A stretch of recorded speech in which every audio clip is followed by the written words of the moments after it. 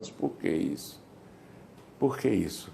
E às vezes a gente tem que entender que as respostas, elas virão com o tempo. Deus não tem a obrigação de me dar todas as respostas às indagações que eu faço.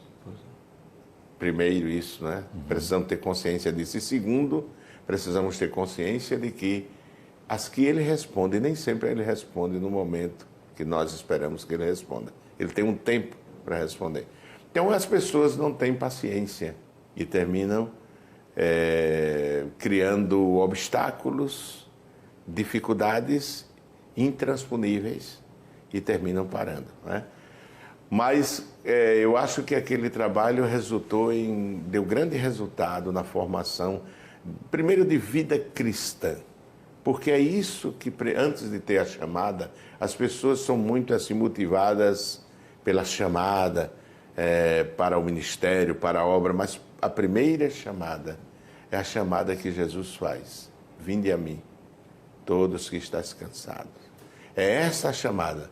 Se toda a nossa estrutura de vocação e chamada para o ministério não estiver fundamentada nessa chamada para a salvação, que é a pedra basal da nossa vida espiritual, não resulta em coisa boa.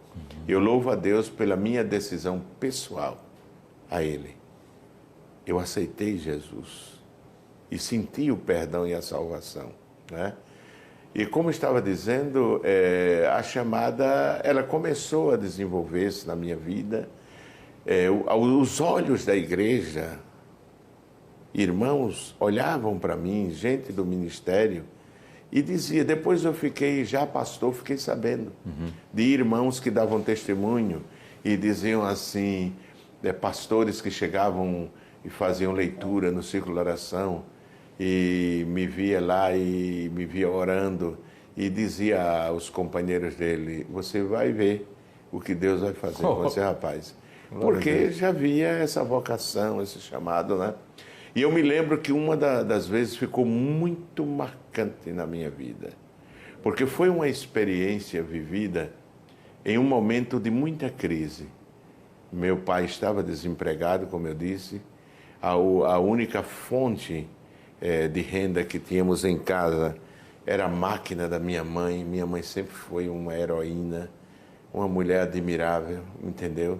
Está com 85 anos e eu olho para ela assim, eu digo, como se resiste o tempo, as intempéries, as provas, uma mulher que teve muitos filhos, né? E ainda hoje tem aquele aspecto materno, aquela dedicação, aquela preocupação com os filhos com 85 anos, é admirável. A minha mãe é um exemplo de vida, não é? E o senhor sabe que no momento de muita provação, nós estávamos amanhecendo mais um dia sem ter o café em casa. Ou seja, já estava começando a ser comum essa questão de não ter o café, sim, não ter o... Sim, já estava. Muita dificuldade. E foi nessa manhã que nós recebemos, a porta ainda estava fechada, 5 da manhã, bateram na porta. Eram duas irmãs dirigentes, uma de Ribeirão e a outra aqui de Jardim São Paulo. E disseram à minha mãe, nós viemos orar por vocês. Meu pai não estava, já tinha saído para procurar emprego, mais uma vez.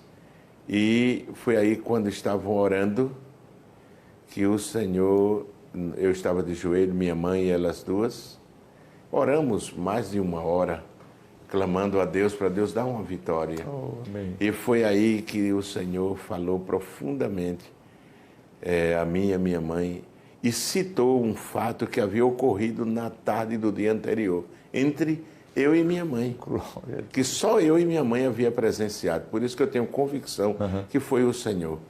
E ela disse que Deus disse à minha mãe que tinha visto o desenrolar daquele momento que nós havíamos vivido naquela tarde, e disse assim, vela pela vida deste moço, porque os teus olhos não conseguem ver o que eu vou fazer na vida dele. Disse assim, Disse, eu o chamei desde o teu ventre, disse a minha mãe. Assim mesmo. Eu o chamei, o separei desde o teu ventre. Eu, Deus do céu, separei desde o teu ventre. E disse, para uma obra que tu verás. Disse, muito novo vai ser aproveitado no ministério. E naquele tempo, ser presbítero com 23 anos, era tanto que quando eu passava obreiros mais velhos, eu ouvia obreiros dizer assim, já se coloca menino com uma madeira no ministério? Não é? Naquele tempo, hoje não, hoje tem gente mais jovem até, mas eu com 23 anos foi um assombro naquele tempo. Mas eu fui ao ministério, pela graça de Deus, minha mãe viu. Mas o Senhor disse assim, tenho pressa em levantá-lo para a grande obra que eu vou fazer na vida dele. Disse, eu vou chamá-lo ao presbitério da igreja, tu verás uns dias ele ensinando nos púlpitos das igrejas, e logo depois levarei ele para além das fronteiras desse país para falar um idioma que ele não conhece. Já era chamada missionária. Sim, chamada. Foi a primeira vez que Deus me falou da chamada missionária, com 16 anos, né? E disse, levarei ele ao ministério muito rápido e aí vou prepará-lo, porque preciso prepará-lo para a grande obra que realizarei na vida dele neste estado. Assim Deus falou. Aí disse assim, levarei ele a um país que ele não conhece, ele falará um idioma que não conhece, e depois de um tempo aí o trarei de volta e realizarei o que eu vou realizar na vida dele e tu verás com os teus olhos. Então, isso aí ficou muito marcado na minha vida. Esse dia foi um dia de grande revelação. Olha, irmão Rossano, depois que elas saíram, eu fui tão impactado, tão tocado, que eu me retirei daí com a Bíblia e fui para a congregação de Azulão e passei o resto do dia de joelho, chorando na presença de Deus. Porque foi uma revelação muito impactante.